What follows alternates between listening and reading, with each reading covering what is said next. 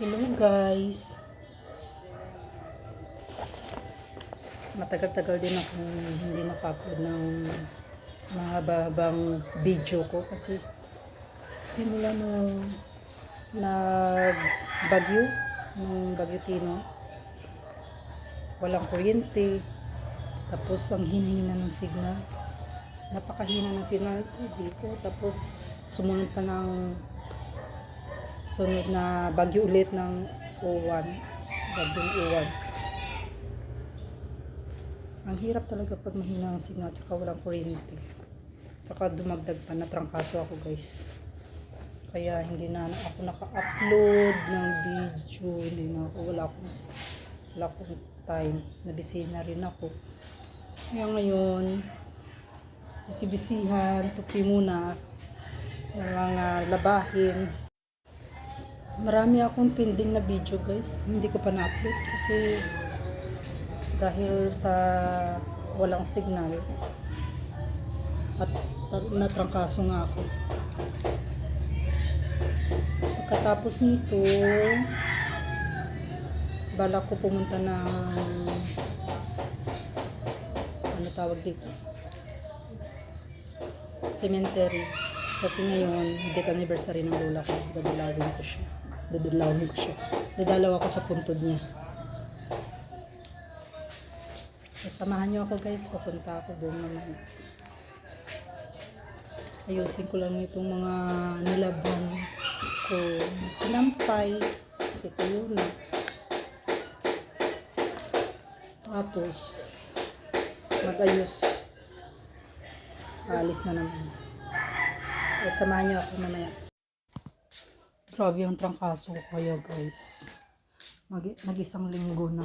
Ubo, sipon. Ang worst ang ubo kasi nahirapan ako. Nung last week of October, natrangkaso na ako pero nawala na yun. Ngayon nung nag-undas, afternoon, kung ano nung nakain, masasarap na pagkain. Alam mo naman dito sa Pinas, ang daming masasarap na pagkain. Ayun, siningil, dumagdag pa yung ulan. Dumagdag pa yung ulan. Ayun, talagang bumigay na rin ang katawan ko. Bahay pala ito ng tita ko guys, dito ako nakatira. ANP, no permanent address.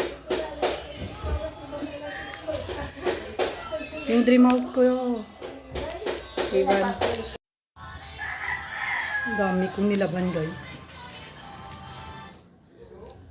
Mahirap kasi natamba kasi nung bagyo eh. Isang linggo talaga. Ang hina ng tubig kaya hindi din nakalaba. Kaya na ipon almost 1 week din talaga. Tapos hindi rin ako naglaban kahit mahina ang tubig. Kasi trangkaso nga. Mahirap ng ibo ko. Shoutout pala sa pinsan ko, kay Rose, thanks sa advice. Sa advice na gamot na binigay. I mean, shinare niya. Saka may binigay siya na gamot para panghaplas sa pag inuubo. Nakakatulong din. Thank you. Ngayon may ubo pa din ako pero hindi na gaano. Kailangan magpagaling. Mahirap talaga magkasakit. Nakakatamad umalaw. Tapos walang ganang kumain. Walang ganang kumain. Kaya medyo okay na rin ako.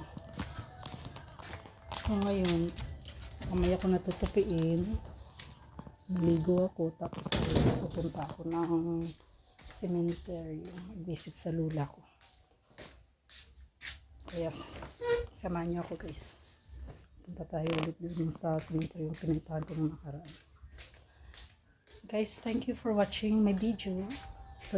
Don't forget to subscribe my channel. To all my subscribers, shout out to all my subscribers, 900 subscribers. Thank you guys. God bless you all.